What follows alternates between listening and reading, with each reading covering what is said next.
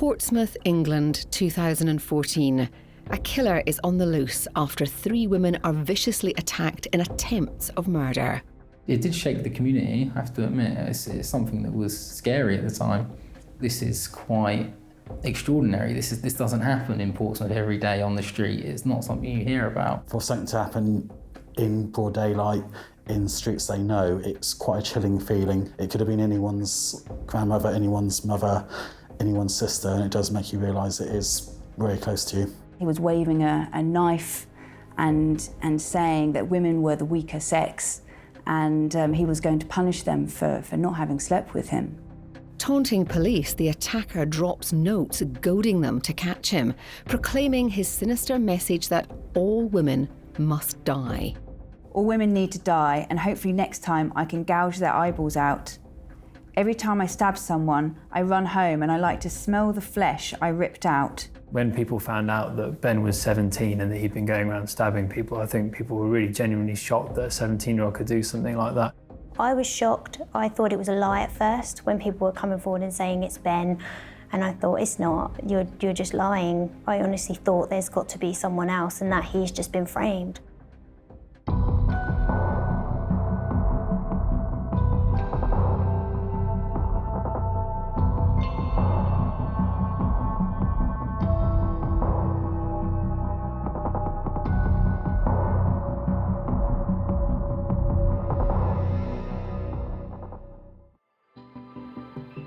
Summertime in Portsmouth is when most youths are thinking of nothing but enjoying their holidays from school. But one teen, Ben Moynihan, was contemplating something much darker. I think Portsmouth is a vibrant seafront city. You know, there's 2 lifebloods of Portsmouth. In my opinion, it's the Navy and the football club, and they both mesh in very well.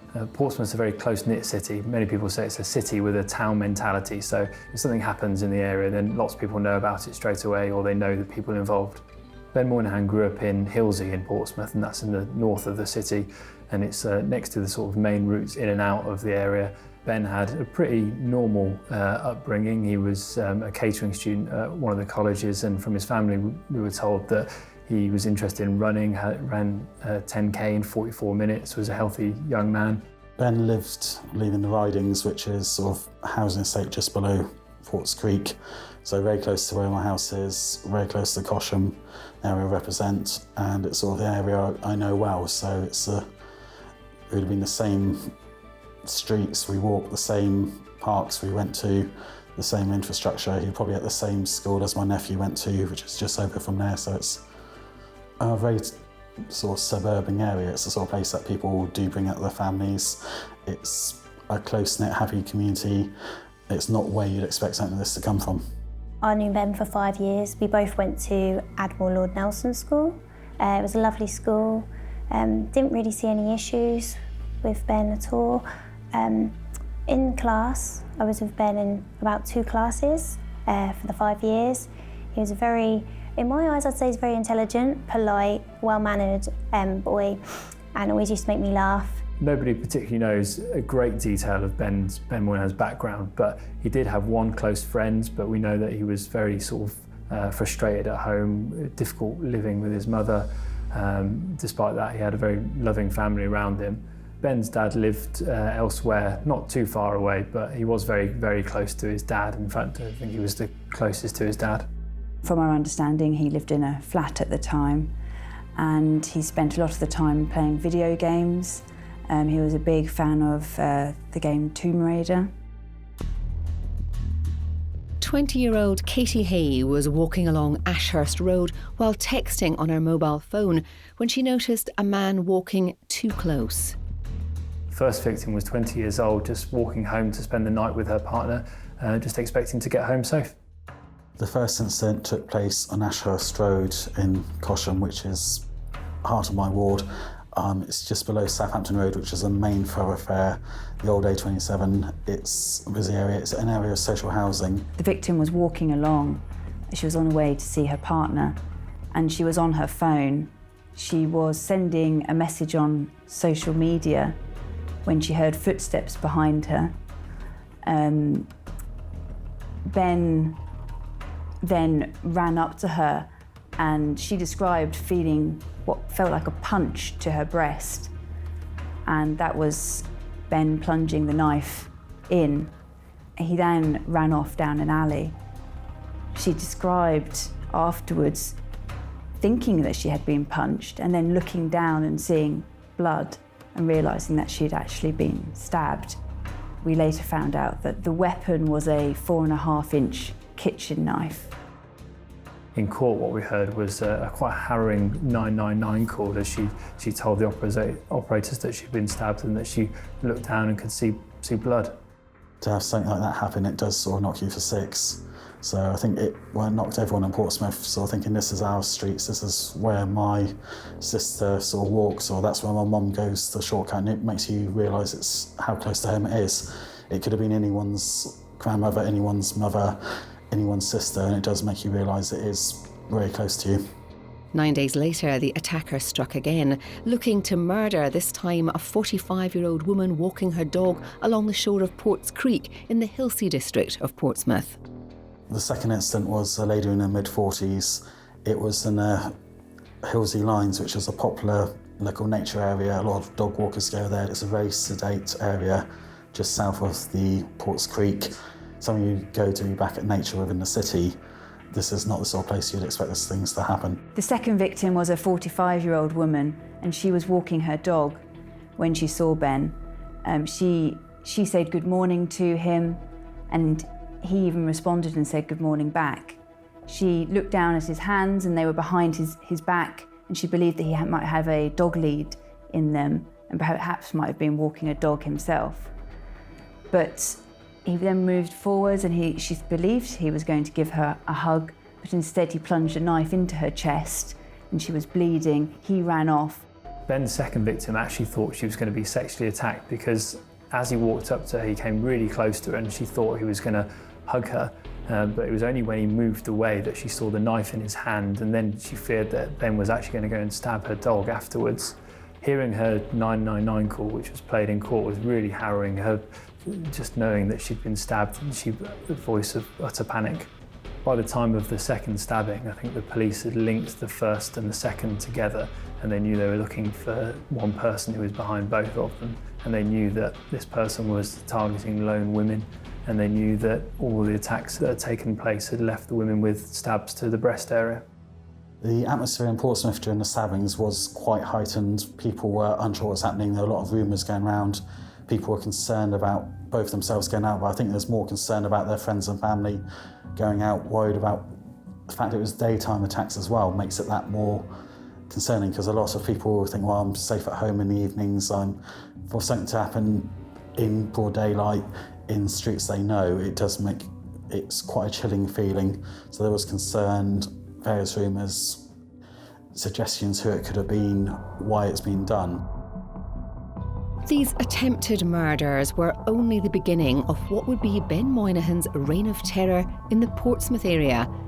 But nobody expected what he would do next, or how deeply disturbed he would prove to be. June 2014, Portsmouth. 2 women have had attempts of murder on their lives within a 9-day period, and no one is suspect, least of all a 17-year-old schoolboy. Police are desperate for a clue, but who would have thought it would come from the killer himself? So this is the letter that Ben Moynihan left, and it said, I guess you must be after me now, police. My name should still be unknown. I'm not a psychopath, I am the unhappy geezer. When women won't talk to you, it's heartbreaking. Why are they fussy with men nowadays? When jobs turn you down, it's emotional to think how fussy they are, even part-time hours. Why do people become aggressive for no reason? Why? In fact, this unhappy geezer has a hard time making friends and is often lonely. I tried to be good, but I am always bullied for being unintelligent. The unhappy geezer needs dignity. Maybe it is best if I rot in Broadmoor, Rampton or Ashworth. But when that happens, can I request to bring my laptop with me? Not for internet, just something to do. If not, then just pictures to remind me of home, not women or jobs, just home. Until then, I bid you a good day with the happy lives you have, because I roam these streets hungry for blood and pain. I be greeted as attack, attack, attack, attack, attack, dead. Jolly good. Yours faithfully, unhappy geezer. The logo that Ben used on the letter was one from the Tomb Raider video game, and it's used to depict the enemy in the game. It's a bit unclear as to why he picked that particular one. We know that the first note that Ben left, where he describes himself as an unhappy geezer, was actually written 11 weeks before he carried out his crimes, and it was even printed out on a library computer. He even paid 10p just to get it printed out. He is trying to ask for help, really. He's asking to be recognised, asking to be seen, asking to be stopped, but also is indicating his lack of understanding and ability, both in the terms that he uses, the language that he uses, but also in the fact that he says that he was wanting to kill, but in fact he clearly didn't know how. He didn't have the right tool, and he didn't have the right strength, and he didn't have the right aim. So you might wonder why a criminal would leave a note at the scene of a crime. In Ben's case, it seems like he wants to be understood. Perhaps he's lived his whole life feeling desperately misunderstood. But also in Ben's case, maybe he wants praise for the crime. Maybe he does want to be notorious and receive fame and praise and admiration for this crime, that actually he feels it's a big achievement for someone of his age. It's clever, it's smart how he had the courage to do it. So leaving this trail and not getting caught may be his way of feeling like he's achieving something in his life, where he feels like he's failing in all other areas. Particularly with people, he feels like he's failing. He feels like he's failing with women. So perhaps at this moment in time, it feels like a sense of achievement for him. So one of the interesting things about Ben's case is that he's insistent that there wasn't a sexual motivation behind his crimes. But if one was to look at the letter he wrote to police, in which he says, when women weren't taught to you, it's heartbreaking. Why are they fussy with men nowadays? If you could take that information into account, and also the methods in which he attacked his victims by targeting their breasts, it's highly suggestive of a sexual motivation. He gives an insight into his obsession with serial killers. He signs the letter off as unhappy geezer. This becomes like a pseudonym, like a name or a title that he's given himself.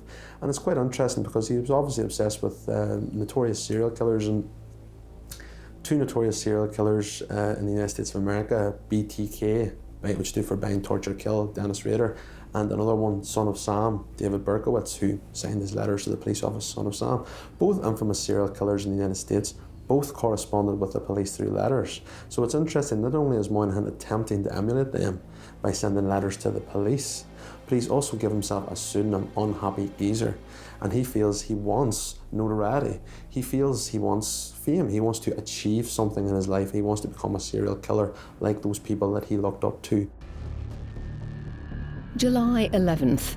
An elderly woman is walking home with her shopping when terror strikes. The third case, it was a woman in her late 60s. It's a walkway between social housing estates, which is well established. It's a popular area for people to bring out children with gardens, and the footpath then goes through to Northern Road, which then leads on to get into the Cosham Town Centre, where the shops, community centres, doctor surgeries are. So it's a very popular, though narrow footpath through, heavily bordered with trees. The third attack was on a 67-year-old woman who had been walking in an alleyway just after finishing her shopping in Northern Road and Colwell Road. She was walking along and heard the footsteps again, as other victims had heard, and Ben stabbed her. She looked down and she thought, I think from the trial, she said, I've been bloody stabbed. Ben then ran away. Each of the women were completely unknown to Ben and unknown to each other. And what came out in court was that each victim was older than the last one, and Ben had been actually aiming to get a more frail victim in the hope that one would die.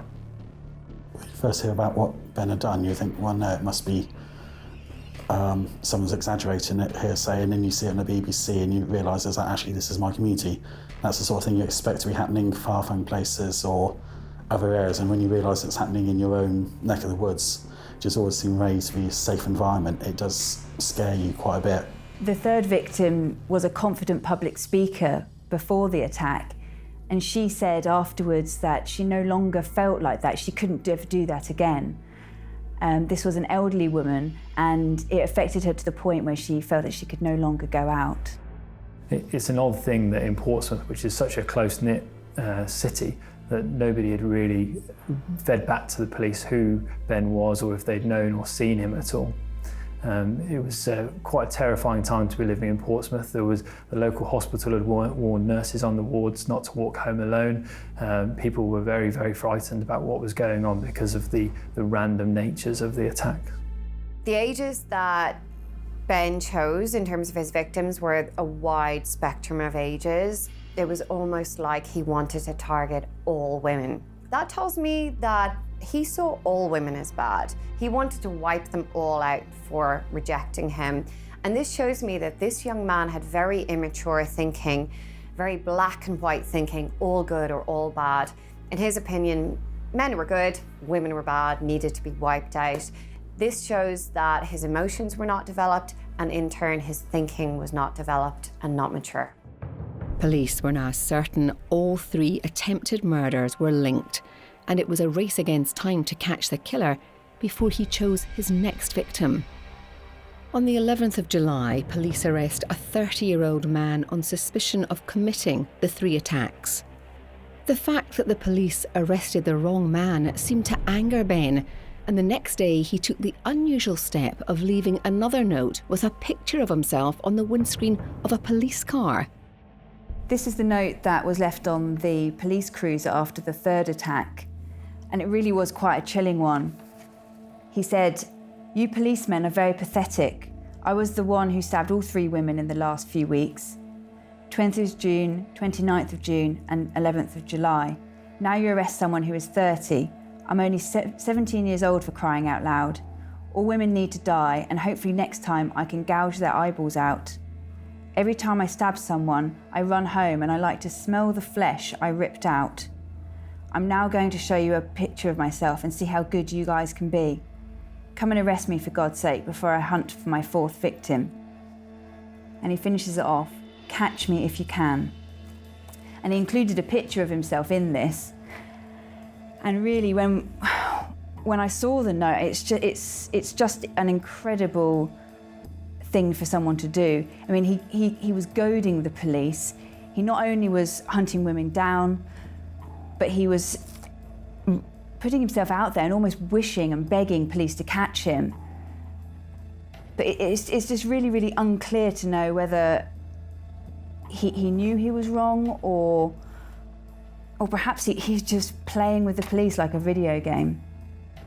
Well, I think what we've got here with Ben in his writing letters to the police, he is asking to be caught, but it is also part of him asking to be noticed, asking to be seen. And when they can't find him, because they don't know initially who they're looking for, of course, that's as though he's still invisible. You know, he's told the police his age, he's left the police his picture. He's basically, in a way, desperate to get caught, because, and he's saying, you know, catch me before I attack again. So whilst he's desperate to get caught, he's also wanting some notoriety. So there's a mixed feeling in that, there's a mixed motive behind that second letter, and that was obviously very instrumental in him being caught. I think this is very interesting because this is a young man who's kind of taunting the police, saying, "You're not good enough, you're being really silly, you're catching someone who's much older than me. I'm only a teenager and you can't even find me. Well, here's a picture of me, see if you can find me now." Really, he's making fun out of the police, and this may be an attempt to show how clever he is and show that he's genius. This is a young man who in some of his writing has said, "People think I'm not intelligent." So I'm wondering if this is his way of proving to the world he is really clever, he is really smart, particularly if he thinks he can get away with this for a lot longer. So I wonder if it's showing the evidence and making it really obvious, but then actually thinking he's not going to get caught, to prove to the world that he's really clever and that he is actually intelligent, even though lots of people have told him all of his life that he's not very intelligent. So perhaps this is his revenge on society for rejecting him and telling him that he's not good enough as a person. When we was in class, he used to be picked on a lot, and kind of not like the normal, typical being picked on. It was quite brutal. It was kind of, I would say, by the same people all the time. I don't think he kind of knew that they were kind of taking the mick out of him. And it was just really upsetting to see. So what used to happen was he used to be picked on not only in school, but outside of school, on social media accounts. There used to be videos which were online. Couldn't really describe how he was treated on them. It was kind of, he was made to dance a lot, and they just used to tell him to do it and he'd do it, and I don't think he realised that they were actually taunting him. Ben Moynihan has a lot of the classic trademarks or hallmarks of young offenders. He was bullied for being unintelligent. He was isolated and alone in terms of his social life, had very few peers. But one exception is he seems to have had quite a relatively stable upbringing. I think Ben became more isolated in his last year of school. He didn't seem to have as many friends, and he was always on his own. We used to have like an ICT room, and he used to sit in there at lunches on his own. I think he felt safer in there than he was outside, and I don't know what he was doing, but he would come out and just go to lesson as normal. He never bunked, or he never didn't turn up for school, which is quite shocking the way he was treated. I wouldn't want to turn up to school. Now armed with a photograph of the boy, desperate to kill, it was only a matter of time before police would catch Ben. What we know about Ben is that these 3 women weren't his only targets. He went out 10 other times, and various things stopped him from actually attacking the women. One time, a woman, he was in his sights across the road, but a parked car got in his way and she was able to escape, perhaps not even realising how close that he had actually come to hurting her. Ben describes another time when he was just about to swing with the knife, but a car pulled up, and that would have been his second victim, but because of that car, she was able to get away. So you can see the inexperience in Ben's crimes when you look at the fact that he went out probably more than 10 times looking for victims, and it was only successful in attacking victims 3 times. And this goes some way in showing his inexperience and some of the pitfalls of his rather opportunistic style of hunting for victims. During this series of attempted murders, Ben's family were becoming alarmed by his behaviour. On one occasion, his mother found some of the notes he had written. When Ben's mum discovered one of the letters that he'd written, she made him swear that he had nothing to do with the attacks, and he did so on everything he loved, he said. But he was later to destroy all the copies that she'd found. A day after Ben had left his second note on the police car, he was stopped by officers at Portsbridge roundabout. They recognised him from his photograph. When police actually caught Ben, he was spotted by a police officer who'd recognised him from the letter that he'd left on the police car. And he had a knife tucked up under his sleeve. And there was footage on the policeman, it was body-worn footage, and as they went up and they approached him and they arrested him, he said to them, "You was lucky I was hunting for my 4th victim." And that's interesting for 2 reasons. Number one, it could fit in with the narrative that he wanted to go away to prison for a long time, and obviously an attempted murder charge carries a longer sentence than GBH, because he was unhappy with his life and he wanted a change. He didn't know how he was going to cope, that kind of thing. Or it could be part of the notoriety that he wanted to be known as somebody that was an attempted murderer and that he wanted to kill these women. When Ben was finally arrested, I think there was a huge wave of relief because people thought, this is the city being safe again now. It was posted over social media, that's how I found out. And some of the comments people were saying was like, oh, that sicko, or that weirdo, I knew he was weird at school. I was shocked. I thought it was a lie at first when people were coming forward and saying it's Ben.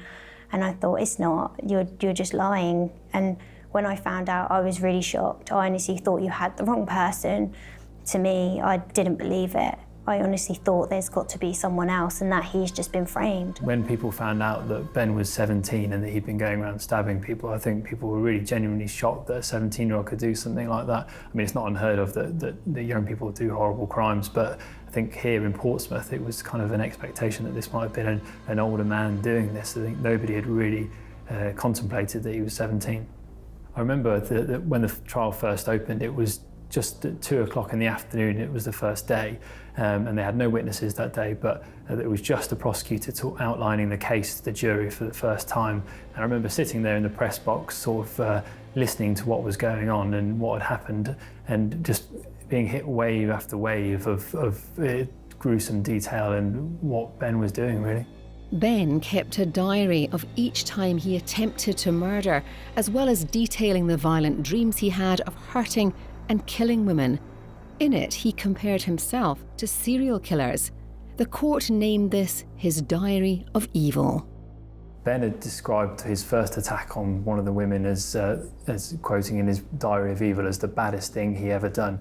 And to me, that shows how young he was. He was 17 at the time he carried out these attacks, and he was really just trying to articulate what he'd done. It's quite chilling in a way because of thinking of how young he was when he was carrying out these attacks.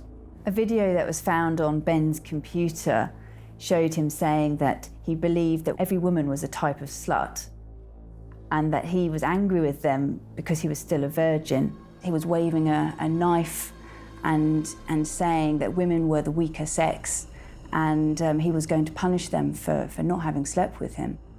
When it came to court and the jury was shown the really chilling video that Ben had recorded of him staring straight into the camera lens, talking about whether he should stab or set fire to women that he was going to attack because he was a virgin. It was something that really stunned everybody in the courtroom, I think. The video was so shocking that actually when I asked police if we could have that to use in our paper and online, the senior officer involved said they've refused to release it to us, basically because they said that it was something that would cause such distress in the community. Well, I think the diaries of evil and the videos are about him trying to find who he is and find where he fits in the world. They're all part of the same issue, really, of him feeling like he's nobody. And trying to find some labels for himself and trying to find a place where he fits in.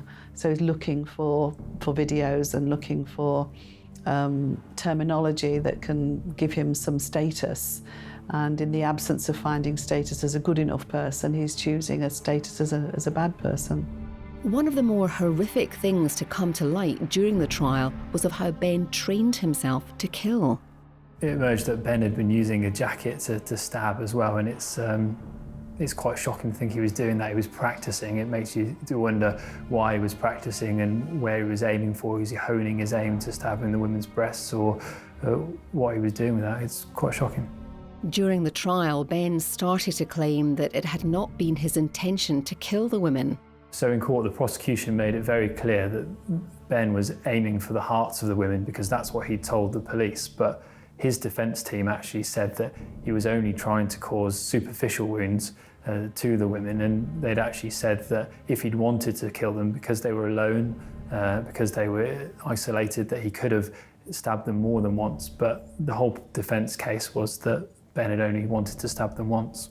In court, what emerged was that Ben had a plan to get sentenced to at least 10 years in prison because he felt that if he went away for a long time, that he would be having a much better life when he got out. This really jarred with what he'd earlier told the detectives about attacking the women when he said that his life was going nowhere, that he couldn't get a job and that he was sexually frustrated. And it was one of the big question marks over the case that made you question, when was Ben telling the truth? I think it dawned on most of us in the press box and on Ben perhaps as well, when the prosecution were outlining their case, that he couldn't suddenly go back on what he'd said in his diary of evil and various other documents he'd written, and that really when he started talking about what he was saying was his real intention, it wasn't to kill, it was only to cause harm to the women, not to kill them, that really he couldn't make that case. So Ben lived at home with his mum, and what was quite odd about this case was they had a really loving family, despite what came out in court was that he felt that he couldn't actually live at home, and he was really worried that his mother couldn't financially support him whilst he was living at home, and that's part of the reason he gave that he wanted to go to prison. But outside of court, and what they told me afterwards, was that they loved him and they wanted to support him as much as they could. I think for his parents, it was going to be a lot. I don't believe they probably thought that was their son, as well as I didn't think that was a Ben I knew. Probably a lot of people in school were shocked that it happened and that it was him, and I think a lot of people were like, for their safety really of their children, whether there was particular people in school that he would fantasize over or dream, because now you know that he was capable of killing. Was there particular people in school that he'd want to do that to? And I think a lot of people probably in the community are fearful of, was he targeting particular people, or was it just that there were certain people there and he was just going to practice or actually wanted to kill them? At the end of the week-long trial, the jury found Ben guilty on all 3 counts of attempted murder, and he was sentenced to 21 years in prison. When the verdicts came in that Ben was guilty of attempted murder, I spoke to the 67-year-old victim, and she told me that she was forever going to be looking over her shoulder despite knowing that Ben would be locked up. In my opinion, the 3 women that were attacked would have a lot of relief and reassurance when he was sentenced, knowing that they wouldn't be bumping into him on the streets. He was somewhere safer, that he was going to get the help he needs, and they wasn't going to be a constant threat to them in the future. And I feel a lot of women in Portsmouth felt a lot safer when he was actually sentenced. It makes me feel sad. Still to this day, I don't understand it. To have, was it 21 years? For Ben, 21 years in prison isn't going to do him well. I just feel like he doesn't deserve this. He didn't kill anyone. There's people that have killed people and got 21 years. I don't think he realised what his actions have led to, and I feel like he probably felt more superior when he was committing crimes, but when he got sentenced in court, he realised this wasn't like a game, this is real life, and I just wish that he had a better support in school, and I wish I was more there for him if I'd known it was this bad. And I don't think anyone stood up for Ben over the bullies, and if they had, then maybe they wouldn't have been as bad as they were to him. How did Ben reach a point where killing women seemed his sole desire in life? Or was there more to Ben's life than meets the eye? Ben Moynihan was found guilty of attempted murder after stabbing 3 women in the summer of 2014. Was Ben completely to blame for this series of events? And could they have been stopped if he'd received help earlier? I think the biggest thing that came out about Ben personally during the trial was that he had autistic spectrum disorder. Nobody knew that beforehand, or nobody knew why he was carrying out these attacks. So as soon as we were told that, maybe it started to come together as to what his life experience had been, and maybe why he was doing these things and dealing with his life, his sexual frustrations, his frustrations at work and at home, and that's maybe why he was dealing with things the way he was. Mental health workers assessed Ben, and they found that he didn't have any psychosis and he didn't suffer from depression, but he did have a form of autism, and the judge did say in the case that he had an extreme lack of empathy. When thinking of Ben, there would have been signs that his teachers and his family could have picked up on, that he was unhappy and unsure of himself, but he was probably seen as an anxious young man that was not hugely different from lots of other anxious young men. So there probably wouldn't have been clear signs of what he was going to do. The quiet ones are the ones that tend to get missed, and I suspect he was probably a quiet one. And he would hide in his room, he would just not engage, and nobody would see that he was a problem because he was quiet and withdrawn. And they do get missed, there's no doubt. I think certainly he had some psychopathic traits.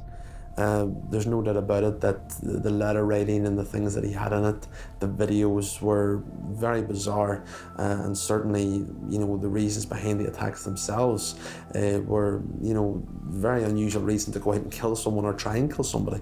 But I don't personally believe he was a psychopath. It's very difficult to know why Ben decided he had such an entitlement towards women, but you've got to wonder, with his obsession with video games, in particular Tomb Raider, which features a woman with very large breasts, and the time he spent on the internet, if that did have some effect on him. It's very difficult to know, but also we know that he did have a learning difficulty and he did lack empathy, as the judge said in the case. And perhaps that in itself together helped create his opinions like he had. Very young children who grow up without a constant attunement with their mother and regular reinforcement of their sense of self through their mother's eyes. They grow up being fearful and anxious, and at a worse stage with a fear of women, and at the worst stage with a fear of everything.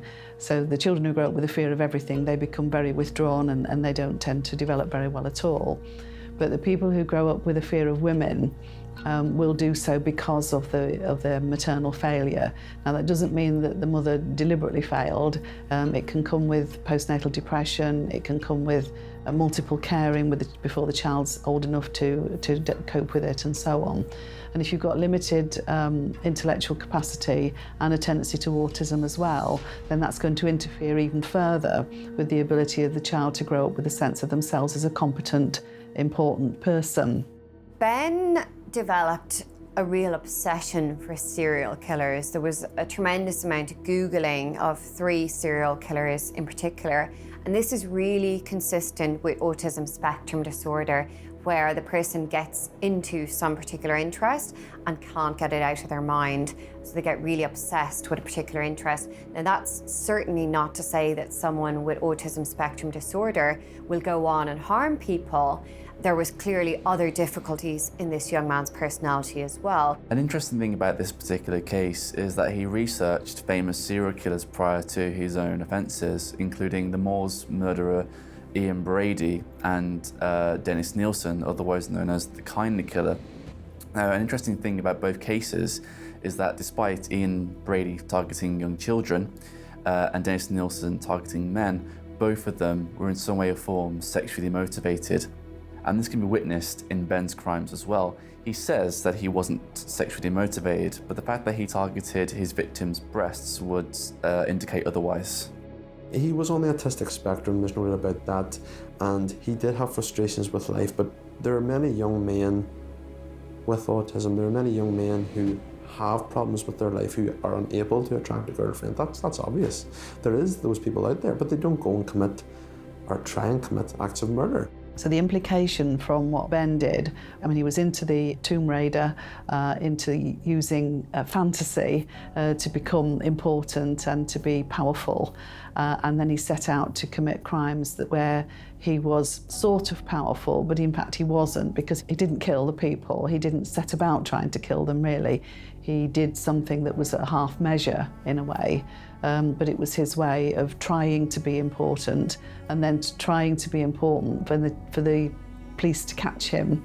He had to taunt them into coming to catch him because he had to be important. And that all comes from a sense of being a non-entity, being a non-person. And if you grow up feeling as though you're not important, you're a non-entity, then there is a risk that you're going to do something to make people see you, make people notice you. So, was this just Ben trying to be noticed, trying to be important? Was it a cry for help? Or was it, in fact, much more sinister? It's obvious where the knife went in, that he was aiming for the victims' hearts, and it could easily have been that we were dealing with 3 actual murders. The other thing is we know for a fact he had a jacket, a stabbing jacket that he used to practice stabbing on. So it's hard to know, was he truly, his intentions was to kill? Personally, in my professional opinion, I believed he had intended to kill him. And I believe that due to his inexperience and his age and to his general ability, he failed. What's really unusual about this case is that Ben never increased the force that he had with his stabs. And as the defence, Robert Bryan, said, he never actually used more than one stab wound on the victims.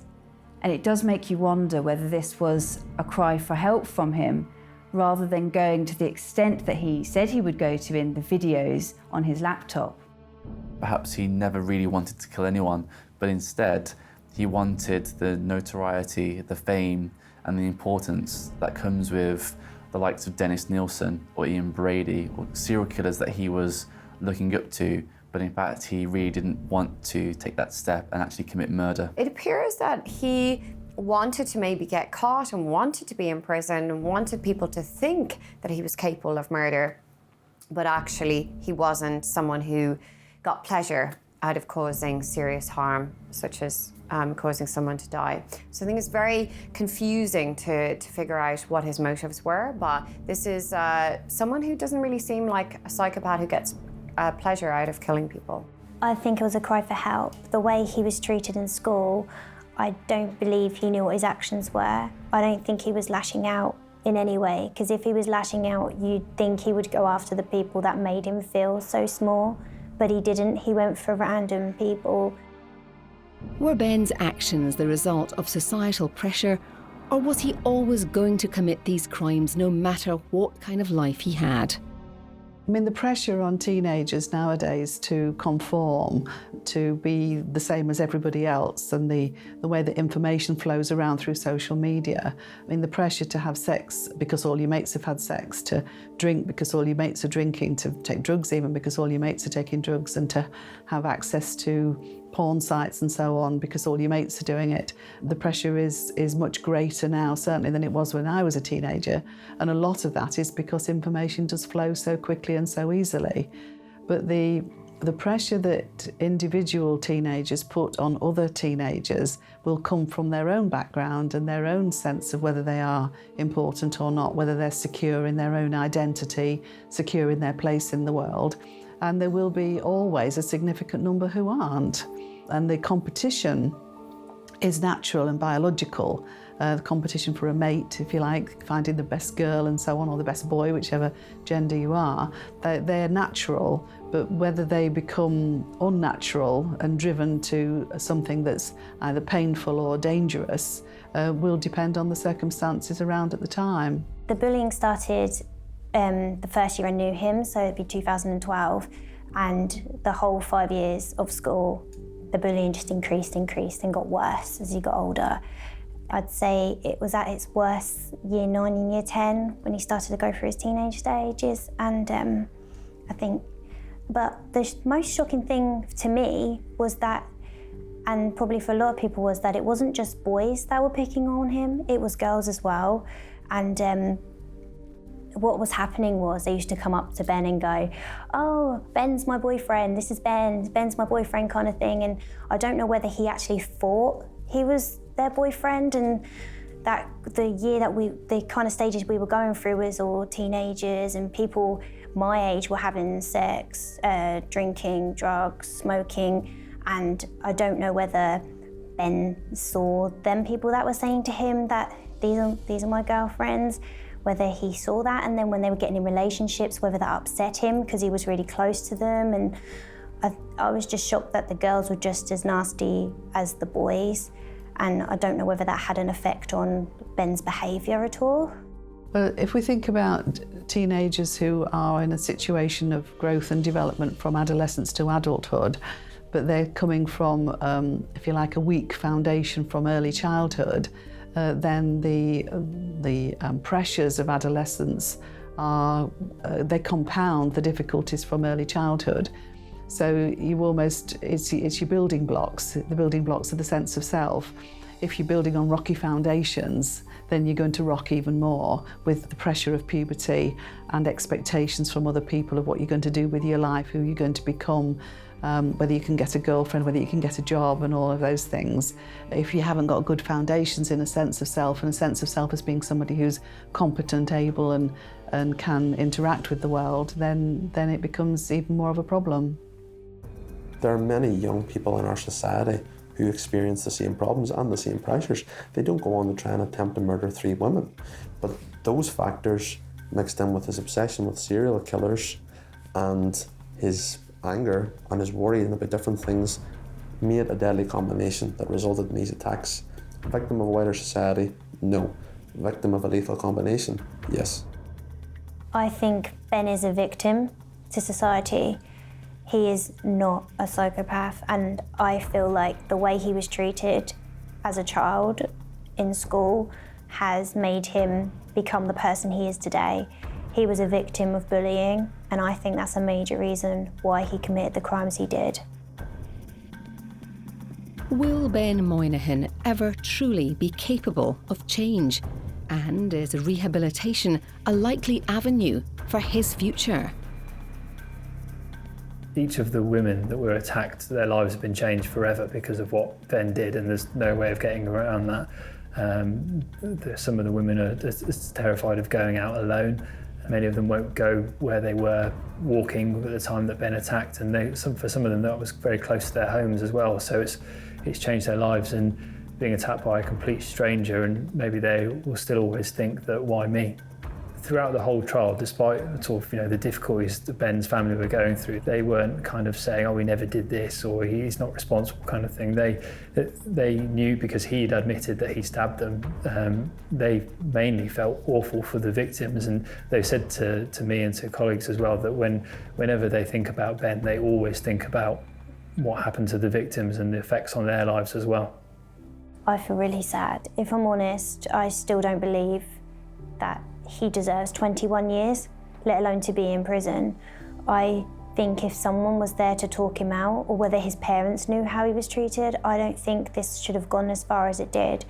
I think because he got away with it once, he thought he could get away with it again, and maybe it made him, because it was kind of like seeing a victim and being superior, really, like the bullies were. I think he kind of felt like he was more superior when he was committing crimes, and maybe that's why he carried on and carried on. I don't think he ever meant to hurt them. When you consider the fact that he made it clear he was frustrated with his home life, in regards he was worried about being looked after by his mother in the long term, when he was frustrated that having to look for employment, having to make money, having to establish a relationship, those are the kind of things that will not be a worry to him within prison walls. So in regards to that, behind bars, this period may be beneficial to him in terms of reflection, in terms of people working with him to try and see if there is a light at the end of the tunnel for Ben Moynihan, because whilst the crimes he committed were horrific, there is a chance that he can be rehabilitated, and a prison sentence may benefit him in the long term if he is ever considered for release. Clearly some of his behaviour would look psychopathic, but I don't think he is. I think he's somebody who is impaired in his emotional development, and he has the potential to come good with that. He's looking at serial killers and so on that were about him looking for an identity, looking to be important enough for anybody to notice him. I think he will respond, I think, to a therapeutic approach that notices him. I don't think Ben ever would have done this if he wasn't bullied. I don't think that this is meant to have been his fate, that this should ever have happened. And I feel that school life is one of the main reasons Ben became the person he was. And if school life was different, and maybe he had a better social group or actually had friends, that maybe he'd have had a better support unit in school and he wouldn't have become the person he was.